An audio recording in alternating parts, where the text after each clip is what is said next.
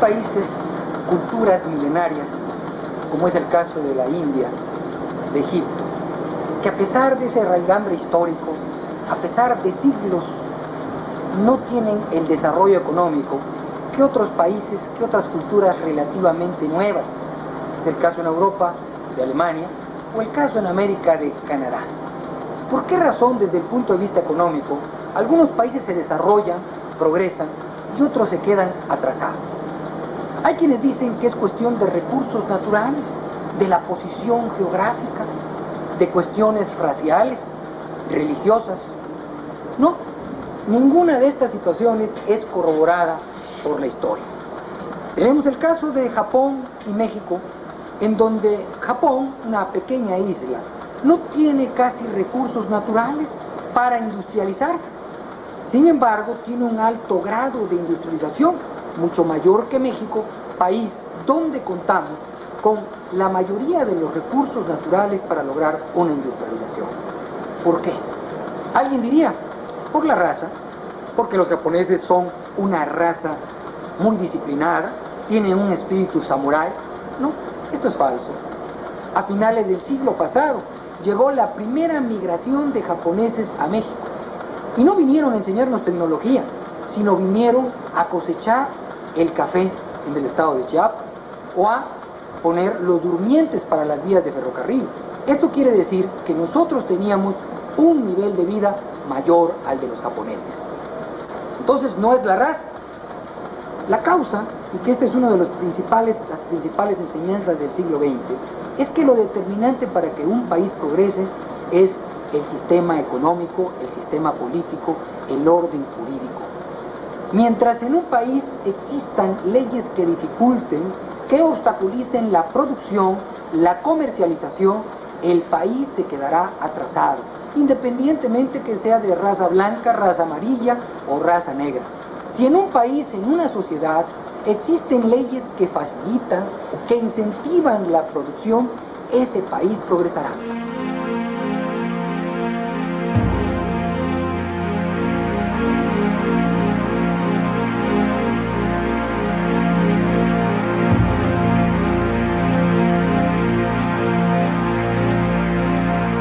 Al terminar la Segunda Guerra Mundial, Alemania queda dividida en dos: Alemania Oriental o República Democrática Alemana y Alemania Occidental o República Federal Alemana. Después de 40 años, las dos Alemanias se vuelven a unir, pero nos dejan una enseñanza muy valiosa para la humanidad: que el progreso y el adelanto tecnológico en una sociedad no dependen de la raza, situación geográfica o idiosincrasia, sino del sistema socioeconómico y jurídico que las rija.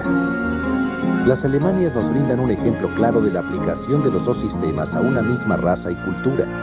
La Alemania socialista estuvo sometida por 40 años a un sistema de planificación central, donde el gobierno era el rector de la economía y dueño de los principales medios de producción. La Alemania capitalista aplica un sistema social de mercado o libre empresa basado en el respeto a la propiedad privada, la libre competencia y las libertades económicas y políticas de los ciudadanos. En 1953, ambas Alemanias parten de un Producto Interno Bruto por habitante de aproximadamente $771. En 1990, el Producto Interno Bruto de Alemania Oriental o socialista es 160% menor al de Alemania Occidental o capitalista. En menos de 40 años, Alemania Occidental soluciona su problema de urbanización luego de ser un país prácticamente destruido, mientras que Alemania Oriental no puede en esos 40 años acabar de recoger los escombros de la Segunda Guerra Mundial. Después de 40 años de economía de mercado, Alemania Occidental tiene la industria automotriz más avanzada del mundo, a diferencia de Alemania Oriental, donde la mayor parte de los automóviles que circulaban hasta 1990 mantenían la misma tecnología de tiempos de la guerra. La Alemania Oriental, la socialista, terminó su ciclo como país independiente en 1990, con un nivel de vida parecido al de los países subdesarrollados, sin hacer ninguna aportación tecnológica importante en los últimos 40 años. Sin embargo, Alemania Occidental, después de haber quedado destrozada al terminar la Segunda Guerra Mundial, se convirtió en una de las economías más sólidas del mundo.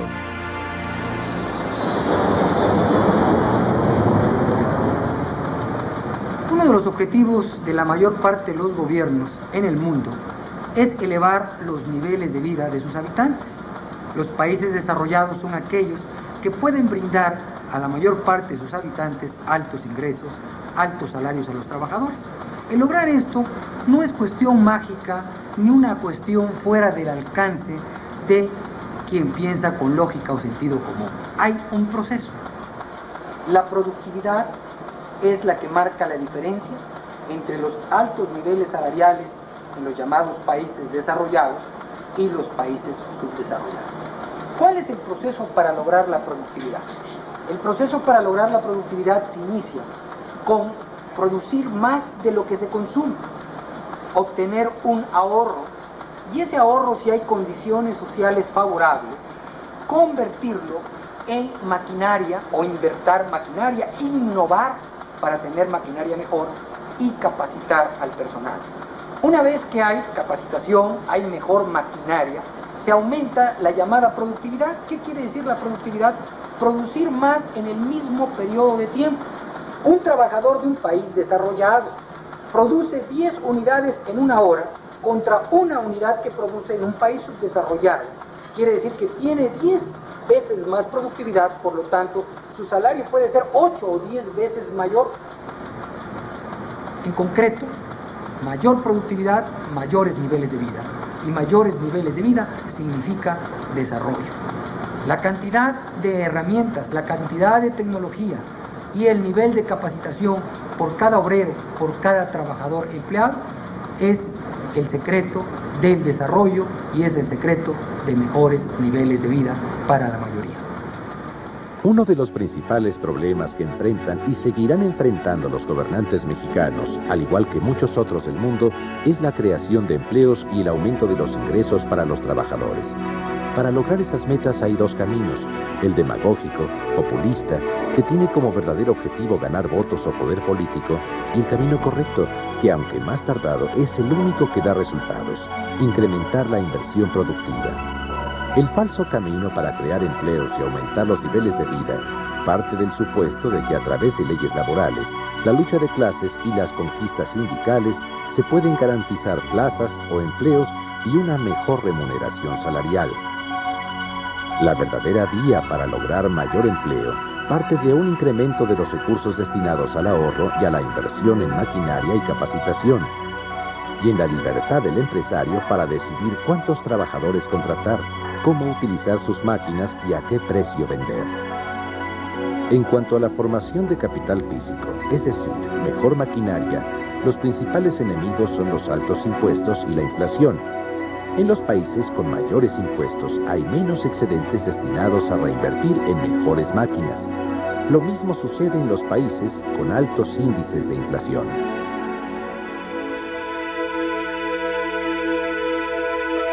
La productividad por trabajador agropecuario en México es 25 veces menor que la de los trabajadores agropecuarios de Estados Unidos y Canadá. Sin embargo, hay una explicación. En Canadá hay 80 tractores por cada 50 trabajadores. En Estados Unidos hay 75 tractores por cada 50 trabajadores. En México hay un tractor por cada 50 trabajadores del campo.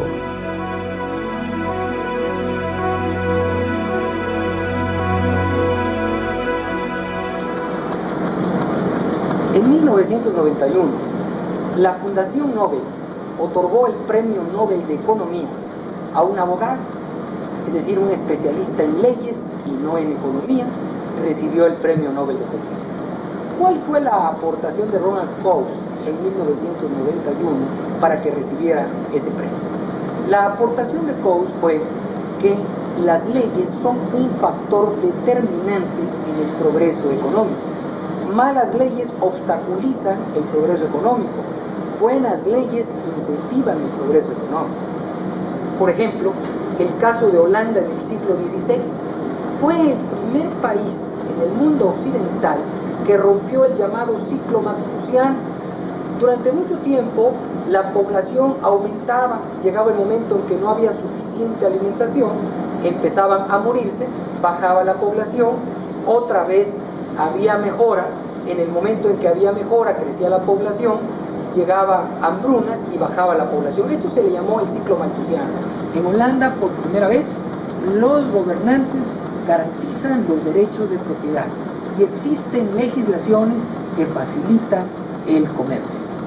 Esto que parece muy lógico, muy sencillo y de sentido común, es la causa del progreso en el mundo occidental.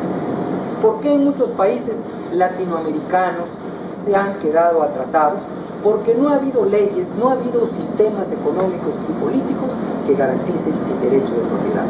En la medida en que exista la certidumbre legal, jurídica, de que nuestras propiedades van a ser respetadas, de que lo que produzcamos va a ser respetado, no va a ser expropiado, de que tengamos un lucro, un beneficio, y de que las leyes nos faciliten trasladar esa propiedad, dividirla y obtener lucros, habrá progreso económico.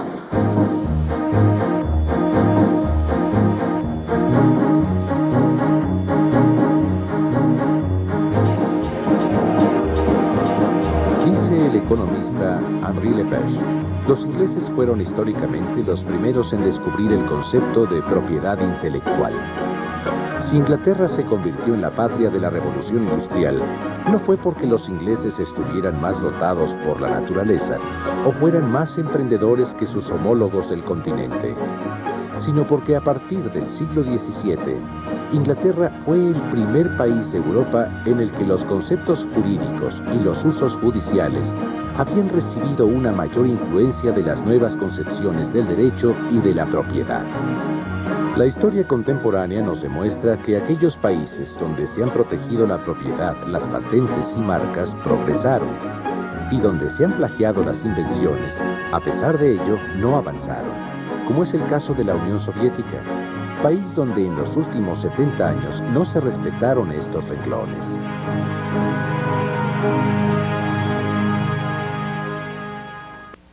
Una de las causas por la que se abolió la esclavitud en los Estados Unidos, y es poco conocida, es que al comparar el trabajo esclavo en el sur de ese país con el trabajo libre del norte, resultaba poco productivo tener esclavos. En otras palabras, el hombre libre era más productivo que el esclavo. Igualmente, el llamado Commonwealth nace debido a que Inglaterra se da cuenta que la relación de coloniaje no era tanto negocio como el establecer una relación basada en el comercio libre con sus antiguas colonias. Desgraciadamente hay muchos filósofos, muchos economistas políticos que no discuten la conveniencia de la libertad religiosa, de la libertad política, pero ponen en entredicho la libertad económica. Y entendemos como libertad económica no la ausencia de leyes, no la ausencia de gobierno, sino un gobierno que garantice a los ciudadanos el que cada quien decida qué producir, cómo producir y para quién producir. Este tipo de asociación, este tipo de sociedad se le llama cooperación social. Está basada en la libertad. Pero cuando un patrón, un gremio o un gobierno decide por los ciudadanos en qué trabajar, en ese momento hay retroceso o estancamiento. El siglo XX nos muestra, nos enseña que la libertad es negocio, que la libertad significa progreso. Adam Smith dice, la experiencia de todos los siglos y naciones demuestra, según creo, que una obra hecha por esclavos es más cara que otra alguna, aunque al parecer solo cuesta el mantenimiento de ellos. Un hombre que no es capaz de adquirir propiedad o dominio no puede tener otro interés que comer lo más que pueda y trabajar lo menos que le sea posible.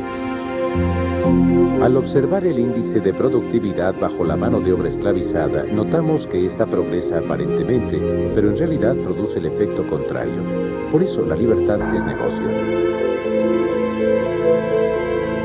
Uno de los problemas cuando hablamos de los sistemas económicos es el semántico, la cuestión de nombres.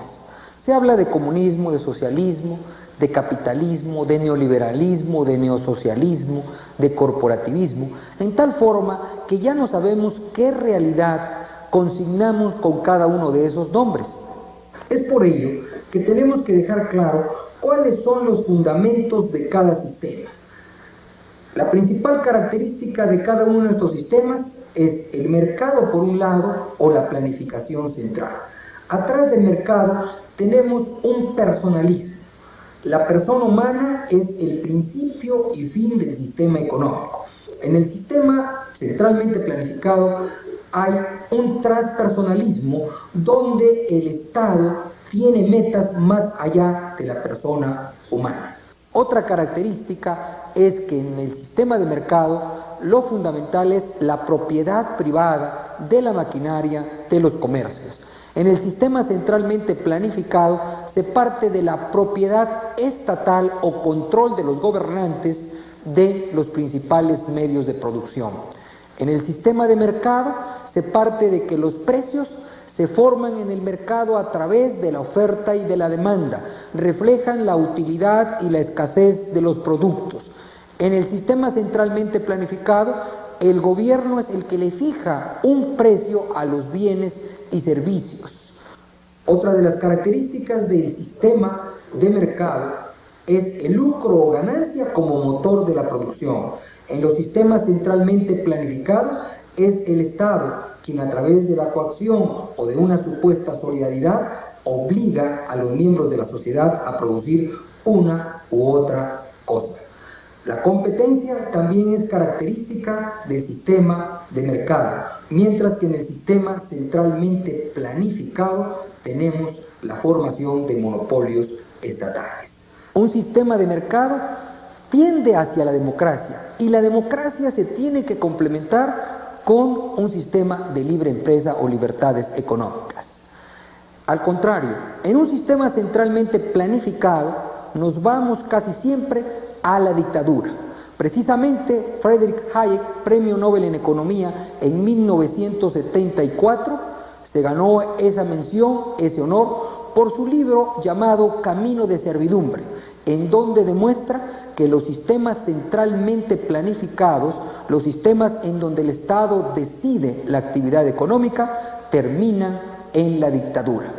El sistema económico que proponemos para que México y los demás países iberoamericanos superen el subdesarrollo y las crisis económicas parte de los mismos planteamientos que hicieron posible el llamado milagro alemán y el milagro japonés de la posguerra.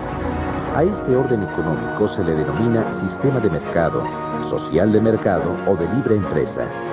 El sistema de mercado ha funcionado tanto en Oriente como en Occidente, ya que está basado en la naturaleza social del ser humano. La función del Estado en el ámbito económico bajo ese sistema es garantizar un ambiente de competencia basado en la propiedad privada y en el libre y voluntario intercambio de bienes y servicios de los ciudadanos. Para garantizar ese ambiente, el Estado debe intervenir mediante la creación de un sistema jurídico que no obstaculice el funcionamiento de los mecanismos de mercado. No un gobierno, llámese socialista, comunista, nacionalista, nacionalsocialista, revolucionario o fascista, que en nombre del bienestar colectivo limite la libertad y la propiedad de cada uno de los ciudadanos, con el objetivo ideal de alcanzar el progreso de las mayorías o los marginados, cuando en realidad solo planifica nuestras vidas y se apodera de nuestras propiedades para beneficio de la clase gobernante, tal como sucedió en los social totalitarismos. Durante mucho tiempo la discusión sobre la eficiencia de los sistemas económicos se mantuvo a un nivel abstracto, a un nivel de ideas. La década de los 90 nos presenta ejemplos, fenómenos que nos permiten apuntalar con hechos comprobados, claramente identificables, cuál de estos sistemas es más eficiente.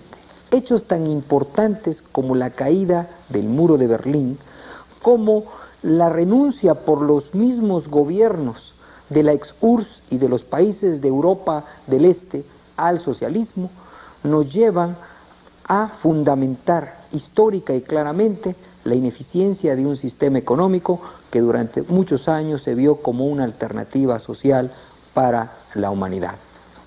Hay otros ejemplos interesantes, como el caso de las dos Chinas. Una China bajo un sistema centralmente planificado, la llamada República Popular China, que es la China socialista, en relación a la China nacionalista o Taiwán.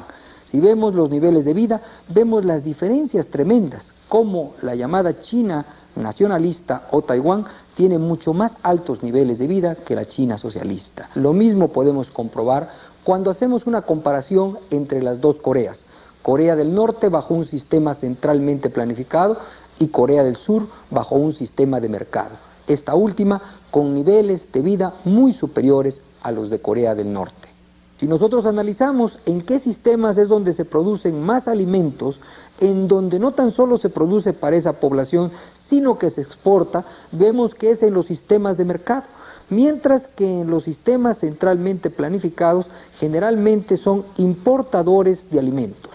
Todos estos datos nos llevan a la conclusión que los sistemas más eficientes son los llamados sistemas de mercado o libre empresa, y que los sistemas centralmente planificados son sistemas en donde se ha politizado la vida económica y se ha dejado la eficiencia económica a un segundo término, y que con la excusa de repartir, de la igualdad social, de ayudar a los pobres, lo único que se ha cosechado es miseria. Al terminar la Segunda Guerra Mundial, el nivel de vida en Japón era muy parecido al de la India, la cual acababa de proclamar su independencia. La India pasa de un sistema feudal y colonialista a un sistema económico de planificación central llamado socialismo fabiano. Japón, al contrario, pone en práctica un sistema de mercado o libre empresa. Fomenta la competencia y la libertad de emprender de los miembros de la sociedad japonesa con una actitud de ayuda y complementación del Estado a las empresas. Hay quienes piensan que la India se ha quedado atrasada por su sobrepoblación. Sin embargo, la sobrepoblación es mayor en Japón en un 33%. A pesar de que Japón cuenta con menos recursos naturales y mayor densidad de población que la India, alcanzó en los últimos 45 años un producto por habitante 75 veces mayor al de la India.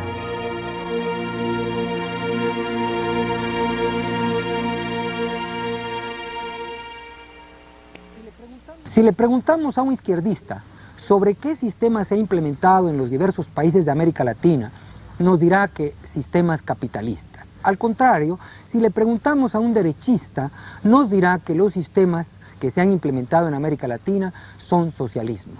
Pero al analizar la realidad económica de nuestros países, vemos que ni son países con economías parecidas a las de Alemania Occidental, Japón, ni tampoco a los de la ex-URSS. Lo que tenemos en México es un sistema parecido al que implantó Luis XIV en el siglo XVII en Francia con su famoso ministro Colbert. Este sistema se caracterizó por una rectoría del Estado, porque había una gran cantidad de empresas reales, ahora se les llama empresas estatales, por proteccionismo y por la repartición del mercado entre los amigos. Y vemos que en los diversos países latinoamericanos, con diversas variantes, este sistema neomercantilista es el que ha imperado. Los empresarios, en lugar de hacer riqueza a través del mercado, lo hacen a través de amigos en el gobierno. Los sindicatos se han convertido en monopolios de mano de obra que chantajean tanto a los trabajadores como a los empresarios. Hay una repartición del mercado como si fuera un botín. Este sistema, basado en el proteccionismo, en el reglamentismo, en el estatismo, ha traído como consecuencia la mediocridad y la ineficiencia, en tal forma que muchos latinoamericanos piensan que la corrupción y la ineficiencia es parte de su idiosincrasia. No, esto es resultado lógico de un sistema neomercantilista que al proteger empresarios los hace que sean mediocres, al proteger a obreros también los hace que sean mediocres, y genera una gran cantidad de reglamentaciones que aumentan innecesariamente los costos de las empresas. El estatismo, el proteccionismo y el reglamentismo nos llevan a la corrupción y la ineficiencia. Características de los monopolios estatales, sindicales y empresariales Estas son las bases del neomercantilismo. En economía no hay nada fortuito ni que no tenga explicación. El que en algunos países se produzcan artículos de alta calidad y a bajo precio no es debido a la idiosincrasia de los trabajadores de ese país ni a cuestiones raciales, sino a políticas económicas perfectamente detectables. Una de las políticas que ha generado que en América Latina se produzcan artículos malos y de baja calidad es el proteccionismo. Con la excusa de crear empleos o mantener un proceso de industrialización, se han protegido a grupos empresariales. Estos grupos empresariales han generado grandes ganancias, pero no mejores productos para la mayoría. Es cierto, hay un abismo entre los países desarrollados y los países subdesarrollados en cuanto a productividad. Pero en la medida en que mantengamos a nuestros países cerrados, no aumentaremos nuestra productividad. Tenemos que abrir nuestras economías, la llamada apertura comercial, la cual obviamente tiene sus peligros, pero es un requisito para poder desarrollar a nuestros países. Paradójicamente, muchas de nuestras economías se cerraron con la excusa de desarrollarlas, de protegerlas del deterioro de los términos del intercambio o de protegerlos de los países desarrollados. Pero la realidad nos hace ver que lo único que se logró fue productos de mala calidad y a altos costos. El empresario debe bajar sus costos, lo que implica inversiones, capacitación. Y también es importante que para poder competir, el gobierno baje los llamados costos de transacción o costos de legalización. Estos costos muchas veces sacan a las empresas latinoamericanas de la competencia.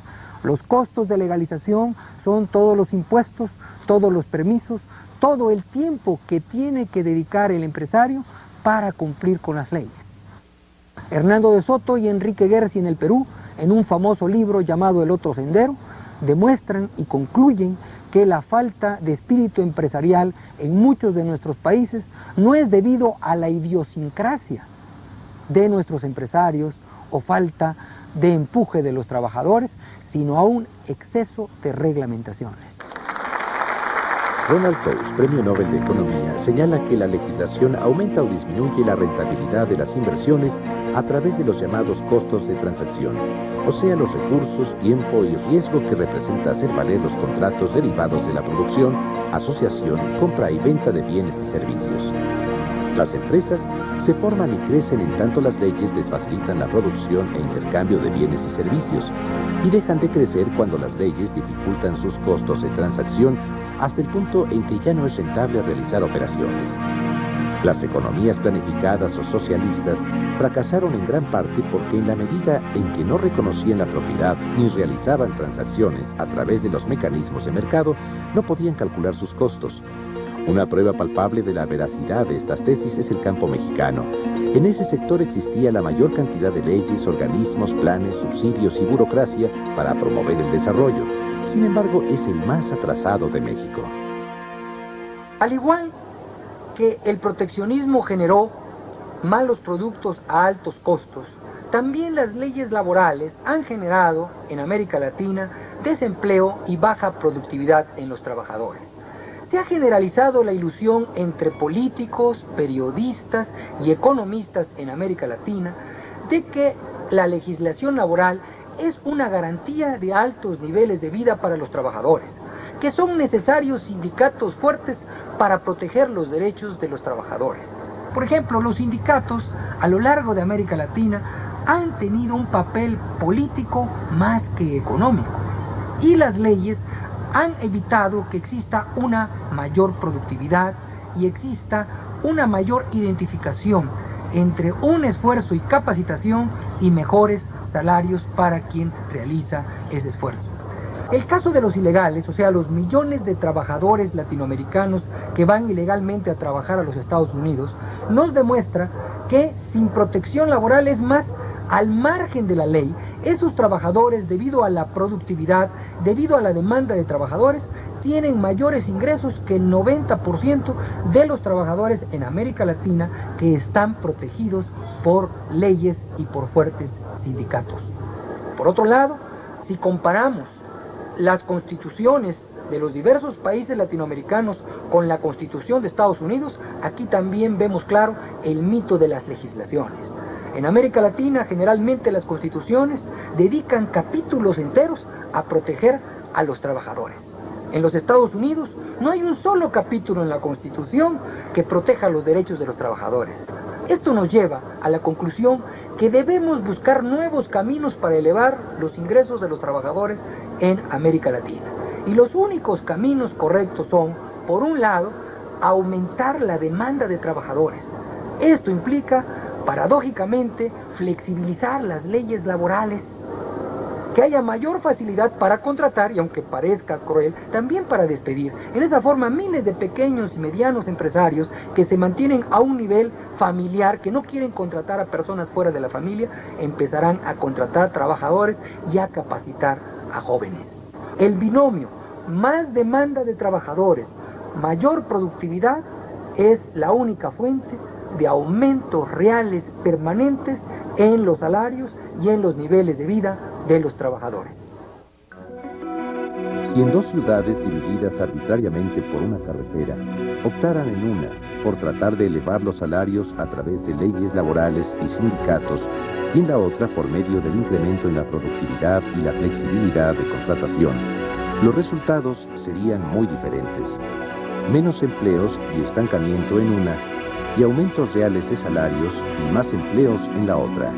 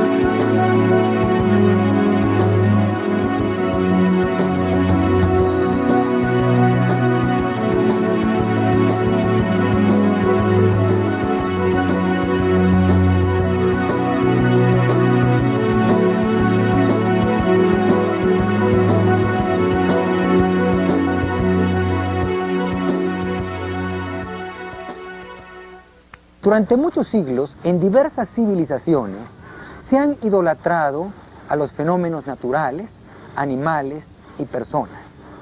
En el siglo XX, la característica ha sido la idolatría del Estado. A este fenómeno, el antropólogo social Ernst Cassirer le llama el mito del Estado, y consiste fundamentalmente en atribuirle poderes mágicos al Estado.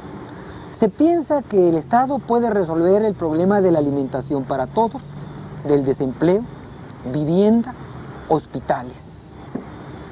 En otras palabras, se piensa que el Estado puede hacer milagros, que puede multiplicar los panes todos los días. Desde luego que con este mito hay quienes se benefician y quienes se perjudican. Durante muchos siglos, quienes se beneficiaron de los mitos fueron los brujos. Actualmente son los políticos y los reformadores sociales. Pero también tiene un costo. Paradójicamente, aquellos países que han creído más en el mito del Estado son los más pobres, los más atrasados. El mito del Estado va acompañado de otros mitos. Por ejemplo, el mito de la gratuidad. Se le hace creer a los pueblos que se les da educación gratuita, alimentos gratuitos. Esto es falso. El Estado no da nada gratis. Todo lo que nos da, nos los quita previamente. Otro de los mitos que también se ha generalizado en los países más pobres, y que por eso están pobres, es que el Estado garantiza la soberanía y el nacionalismo, convirtiéndose en propietario de los recursos económicos más importantes. Precisamente una de las causas del subdesarrollo de muchos países, y principalmente de los países latinoamericanos, es que el Estado, y concretamente los gobiernos, han manejado en una forma monopólica los principales recursos económicos de esos países, los recursos petroleros, los ferrocarriles, la electricidad y en la mayoría de los casos los han manejado ineficientemente y con un alto grado de corrupción. Algunos economistas y funcionarios de gobierno afirman que es necesario mantener altos niveles de inversión pública para lograr un mayor crecimiento económico. Dicha afirmación es falsa. Al gobierno, estrictamente hablando, no se le puede catalogar como una fuente originaria de inversión, sino como una institución que debe tomar el ahorro de los particulares para invertirlo en beneficio de la sociedad. Los únicos agentes económicos que pueden realizar una inversión son aquellos que generan ganancias o excedentes, es decir, ahorro para invertir. El gobierno en sí no produce ganancias, sino que en teoría administra el ahorro de los ciudadanos. Sin embargo, es un engaño canalizar este capital hacia las empresas públicas, las que necesariamente disminuyen la inversión en las empresas productivas. La verdadera explicación de la llamada inversión pública es que los planificadores oficiales han partido de la premisa de que ellos saben mejor que los generadores del ahorro y los productores de las ganancias en qué invertirlas o gastarlas. Varios estudios, entre ellos uno del Banco Mundial, demuestran que los países con mayor porcentaje de inversión y gasto público en relación al Producto Interno Bruto son los que tienen menor crecimiento económico. Los países donde el gobierno invierte y gasta menos en relación al PIB son los que han logrado un mayor crecimiento y nivel de vida. Uno de los fenómenos íntimamente relacionados con el mito del Estado es la inflación. La inflación es un fenómeno económico que se ha generalizado en la mayoría de los países en el siglo XX. Tiene dos causas, una causa sociológica y una causa económica. La causa sociológica es el querer que el Estado nos resuelva la mayor parte de nuestros problemas. Y la única fuente que tiene el Estado para darnos recursos son los impuestos.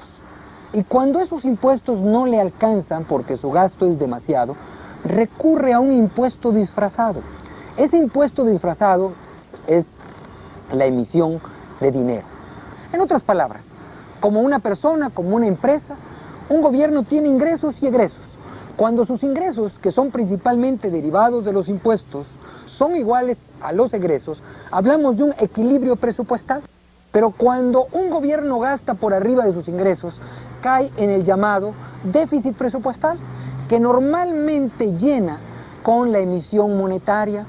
Esta emisión monetaria es la que genera el aumento de los precios. ¿Por qué? Porque hay más dinero en circulación. Imaginémonos que en determinado momento sobre una ciudad se avienta dinero. Este dinero no va a resolver el problema de la miseria, pero va a provocar una mayor demanda, va a provocar un aumento de los precios. Obviamente que quienes son los beneficiarios del fenómeno inflacionario son los políticos que manejan y los burócratas que disponen de ese dinero y los grupos sociales a quienes se les da ese dinero. También podemos decir que la inflación, como muchas drogas, tiene algunos efectos aparentemente positivos. Estimula la economía, estimula el crecimiento económico y el empleo. Las drogas a corto plazo estimulan, pero después tienen efectos colaterales graves. Si queremos salir de la droga inflacionaria, de los ciclos inflacionarios, tenemos que poner en práctica dos soluciones. Una económica, y la primera es obligar a los gobiernos a que mantengan un equilibrio presupuestal, a que no gasten por arriba de sus ingresos. Prohibir a los bancos centrales que emitan dinero. Y quizá la solución más importante es que los ciudadanos de los países latinoamericanos se den cuenta que no deben esperar la solución de sus problemas de los gobiernos, porque o significa más impuestos o inflación.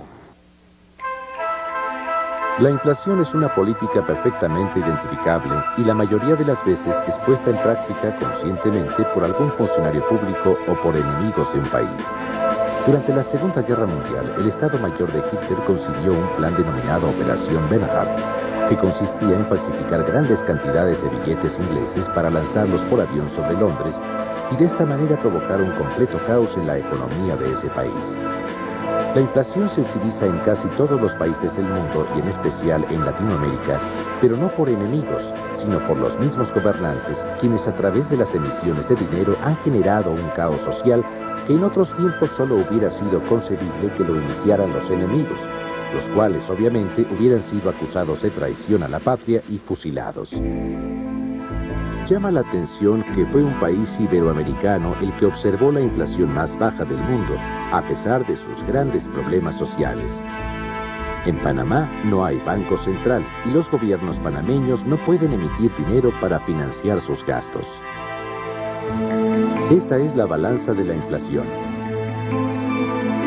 En un brazo tenemos la mercancía existente en el mercado. En el otro lado está el dinero circulante. La relación entre la mercancía y el circulante dan como resultado los precios. El exceso de circulante provoca que los precios suban. La balanza nos enseña que para lograr una estabilidad de precios es necesario equilibrar el circulante y la mercancía. ¿Cuál debe ser la función del Estado para promover un mayor bienestar entre los habitantes de un país? Hay diversas posiciones. Hay quienes dicen que no debe haber Estado. Estos son los anarquistas. Otros afirman que el Estado debe regir toda la vida del ser humano.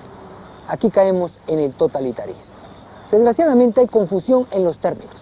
Por ejemplo, se identifica Estado, gobierno con nación. Y se piensa que ser nacionalista es ser estatista. Se le atribuye al Estado la función nacionalista, al igual que si fuera el rector de nuestras vidas. Paradójicamente, quienes más utilizan el término nacionalismo son los malos gobernantes. Los grandes dictadores de este siglo, como Stalin, como Hitler, utilizaban frecuentemente el término nacionalismo. Y en estos nacionalismos mal entendidos se ha distorsionado la función del Estado. Es por ello que es importante definirla. La función del Estado correctamente entendida debe ser la de garantizar la vida, la propiedad, la libertad de los miembros de una sociedad. Esta es la función en una economía de mercado, de libre empresa, en un sistema democrático. En los totalitarismos, llámense nacionalsocialismo, llámense socialismos, comunismos, fascismos, se le atribuye al Estado la función de regir la vida de todos los habitantes de un país. La función del Estado es parecida a la de un árbitro en un partido de fútbol. Sin árbitro normalmente va a haber problemas. Pero ¿cuál es la función del árbitro? Hacer que se cumplan reglas generales. Pero el árbitro no tiene por qué meter goles, no tiene por qué dirigir los equipos. Y desgraciadamente en muchos países subdesarrollados, el árbitro, el gobierno, hace la función también de juez y de parte. Esto va contra los principios fundamentales del derecho. Un gobierno debe establecer leyes para hacer respetar la propiedad de los ciudadanos, pero no publicar leyes para apropiarse de sus bienes. Un gobierno debe intervenir en la economía para garantizar la libre competencia y las decisiones de los consumidores, pero no para otorgar privilegios a diversos grupos económicos y obligar al consumidor a comprar ciertos artículos y prohibirle adquirir otros. Un gobierno debe intervenir para evitar los monopolios y las prácticas monopólicas, pero no debe utilizar su autoridad para crear monopolios estatales y reservar para el grupo gobernante las prácticas monopólicas. Un gobierno debe intervenir para evitar fraudes de los comerciantes a los consumidores, pero no debe convertirse en comerciante, pues no puede ser juez y parte. Un gobierno debe castigar a quien a través de fraudes, robo o peculado obtiene un lucro indebido, pero no debe apoderarse a través de impuestos progresivos o confiscatorios del fruto del trabajo de aquellos que por sus conocimientos y esfuerzo producen más en una sociedad. Un gobierno debe intervenir para garantizar que cada quien invierta, gaste, compre, venda o trabaje en el lugar que libremente decida sin que cause prejuicios a terceros, pero no debe dirigir y ordenar qué invertir, trabajar y gastar. Un gobierno debe respetar las garantías individuales consignadas en la Constitución sin otorgarse poderes ilimitados para minimizar dichas garantías con la excusa de las garantías sociales. Es necesario un sistema donde el gobierno garantice las condiciones de paz, orden, justicia y libertad. A ese clima social le llamaron los filósofos aristotélico-tomistas bien común.